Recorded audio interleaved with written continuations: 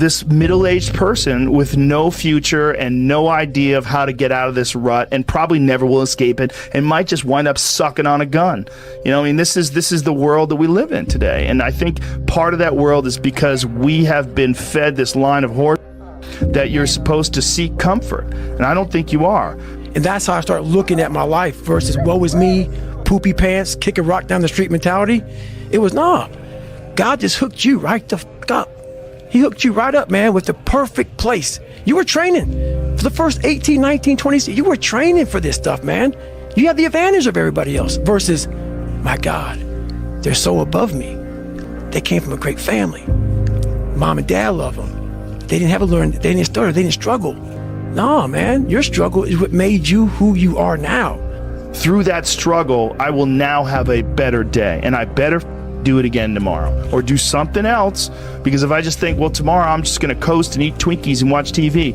Oh, hello, sadness, my old friend. Hello, depression. Because when you're not doing anything, you feel like shit. So I started flipping this into a whole different, I started being a master of what I was scared of. I was scared of my mind. And I became literally a master of that mind. And that's what now, from now on, it sets me apart from most people. I started diving into that. Input of not figuring it out and not like changing things. What you said, trial and error, like the experiment. And for people that see someone who's a beast, who's done great things, you just assume that they're different than you. Right. But then you hear about your insecurities and your pitfalls and all the things that went wrong with you, and you realize, well, God, but those are the same things that go wrong with me. Like maybe I have that inside of me and I've just never summoned it. Right. And I'll tell you this, I started really realizing that when I started overcoming myself, I started getting around these real alpha males. And I always put people way above me when I was growing up. Like, my God, they had to have a lot more than me to get to where they're at. And a lot of them did.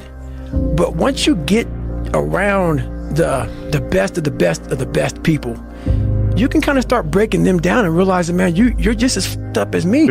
There's a great feeling in these overcoming these difficult things, because life is never this just constant state of I'm at a 9 all day, and when I'm with my wife I hit 10, yay, and I stay like that. That's not real. When it comes down to how long can you stay in that pool, when it comes down to how far can you run, when it comes down to how much can you push yourself past the part where you want to quit, how far can you keep going, there's a purity in that it dissolves social order, all that what people think about you goes out the window. It's who are you right now? That's right. Who are you right now? That's a true statement, man. And I look at it as, oh yeah, shit. And neither do they. But it's what we've trained ourselves to believe that we need. If they can do it, I can do it. And that's the mentality. If somebody else can do it, you can do it. And I said to myself, I will do it and I will do it better. When I do something, I want to be the best. I will not be happy being the second, third, or the fourth. My inspiration is that above everybody else, what everybody else says is not important. So if they tell you you're best, it's not important. The important is that you say you're the best. It's only delusional until it works. So is it really delusional? And then once the world see it, there's nothing delusional about it. Now your delusion becomes, oh, he was a fucking genius. If you don't have the mindset that you are the best reporter ever, then you already failed. My philosophy is, why be normal when you can be the best? I don't want to be normal. I want to make the difference. So everything I do, I want to make the difference. Because when I make the difference, I'm the best. And that is not arrogance, that is confidence for me. Towards it, dedication and hard work. To achieve this kind of things, you need to work hard. And you know, we all have talent, but talent without the work, it's nothing. Jimmy Carr broke my brain with this one. Everyone is jealous of what you've got. No one is jealous of how you got it. People see the trophies, but not the training ground. Everybody wants the view, but no one wants the car. The only true test of intelligence is if you get what you want out of life. And there are two parts to that. One is getting what you want, so you know how to get it. And the second is wanting the right things, knowing what to want in the first place. Does the situation and circumstance stop our level of commitment and dedication to what we say we want? Like, are we really pursuing greatness?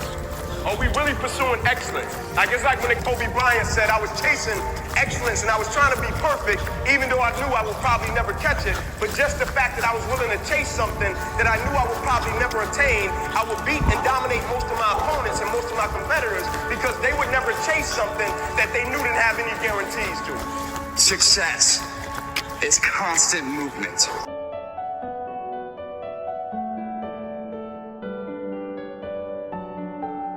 If you know that there is something that you're meant to do, if you know that there's something that you're meant to change, you will have to let certain friends, routines, places, activities, recreations that you do, you're going to have to let those go. And there is this, the Rocky cutscene lasts for 90 seconds in the movie, but it can last for 5 years in your life, and you have no idea whether or not it's even going to work. And that's the bit that always got to me. The bit that always got to me was I didn't even know if there was going to be any glory on the other side. It's like, you think, well, I'm just stood here doing the thing, but I don't know if it's going to come out on the other side. And I can promise you, anybody that has done anything, moved from any place they were to any place that they want to be, has gone through this lonely chapter.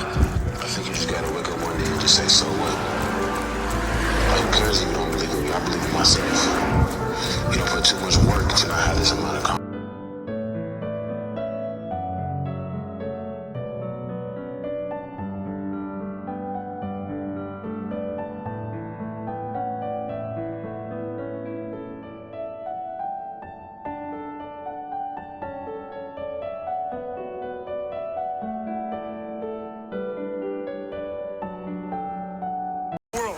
Like when you're running, I know you hate running, but you do it and you do it very well. Right. Is it something you tell yourself in your head and it's kind of like a mantra that you keep telling yourself in your head to keep doing it? Well, it's something I tell myself daily, so I make sure I do at least one thing every day that sucks. It could be for an hour, it could be for 2 hours, sometimes it's for 10 hours. But every day I do something to strengthen the mind. We're all looking for this great mental toughness. Mental toughness doesn't come from sitting on the couch. It doesn't come from wishing it will come true. It comes from putting in the work. And you have to start developing your mindset. Mindset is not developed by wishing.